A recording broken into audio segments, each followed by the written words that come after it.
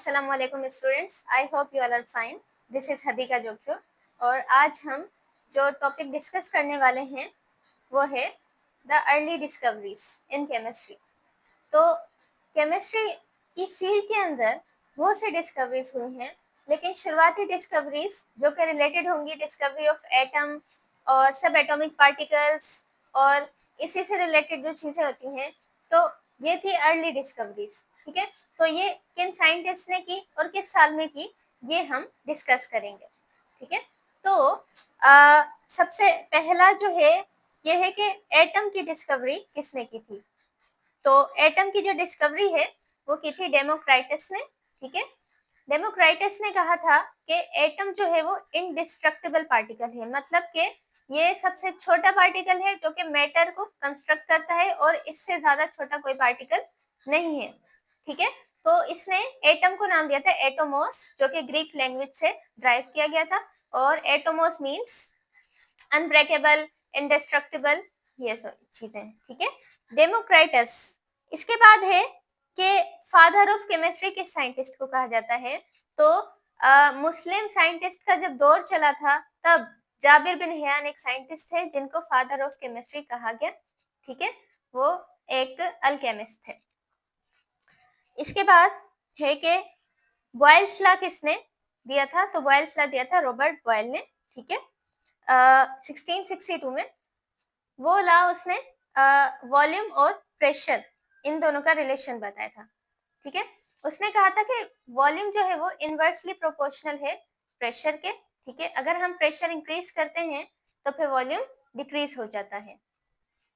अच्छा जी, इसके बाद है कि ऑक्सीजन किसने डिस्कवर की। तो ऑक्सीजन डिस्कवर की थी जे प्रिस्ली और कार्ल विलियम ने। ठीक है, 1772 में।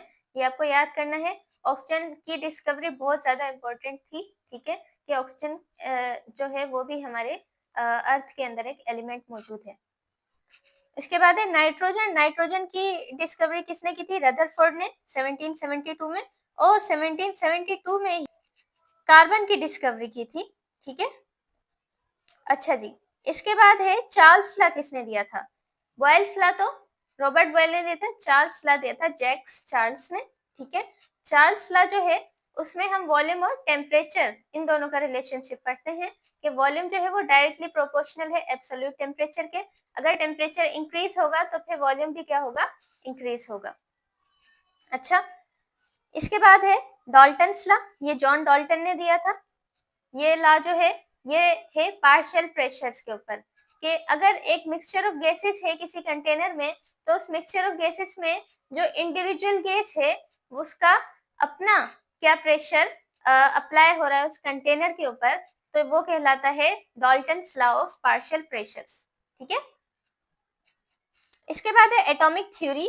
पहली एटॉमिक थ्योरी दी थी जॉन डाल्टन ने। ठीक है, जिसमें उसने एटम के बारे में बताया था कि एटम जो है स्मॉलेस्ट पार्टिकल है मैटर का। जितने भी मैटर है, सॉलिड हो, लिक्विड हो या फिर गैस हो, वो सारे एटम से ही बने होते हैं। और जितने भी केमिकल रिएक्शंस होते हैं उसमें एटम्स ही होते हैं जो कि क्या हो रहे होते हैं, रीअरेंज हो रहे होते हैं। ठीक है, केमिकल रिएक्शंस में ये सारी बातें सही थी, लेकिन उसकी ये वाली बात कि एटम जो होते हैं वो स्मॉलेस्ट पार्टिकल है, ये गलत है, क्योंकि बाद में डिस्कवरीज हुई हैं इलेक्ट्रॉन, प्रोटॉन और न्यूट्रॉन की। तो atom is not the smallest particle. ठीक है, अच्छा, हमने बॉयल्स लॉ देखा, चार्ल्स लॉ देखा, इसके बाद है एवागेड्रोस लॉ। ठीक है, एवागेड्रो लॉ जो है अमेडियो एवागेड्रो ने दिया था, जिसमें उसने एवागेड्रो नंबर का भी बताया था। एवागेड्रो नंबर जो है वो फिक्स्ड है, कितना होता है 6.02 इंटू 10 पावर 23।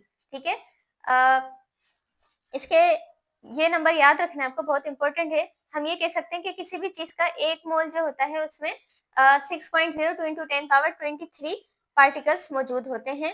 वो पार्टिकल्स एटम्स भी हो सकते हैं, मॉलिक्यूल्स भी हो सकते हैं, या फिर आइंस भी हो सकते हैं।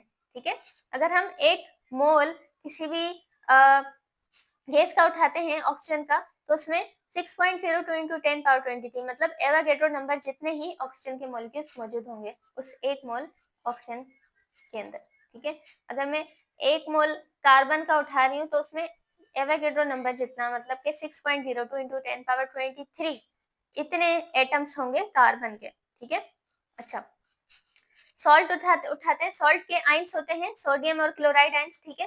तो सोडियम के पॉजिटिव आयंस और क्लोरीन के नेगेटिव जो आयंस होते हैं Cl माइनस, ठीक है, वो भी कितने होंगे 6.02 इंटू 10 पावर 23 दोनों के, ठीक है।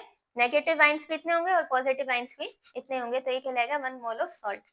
अच्छा, तो ये एवोगैड्रो नंबर एवोगैड्रो ने दिया था साइंटिस्ट ने, ठीक है। इसके बाद है कि law of conservation of mass, ये भी एक लॉ है, ये किसने दिया था, ये एंटोनी लेवोजियर ने दिया था, ठीक है। Law of conservation of mass हमें ये बताता है कि केमिकल रिएक्शंस में मास जो होता है ना डिस्ट्रॉय होता है ना क्रिएट होता है, वो फिक्स रहता है जो था, ठीक है।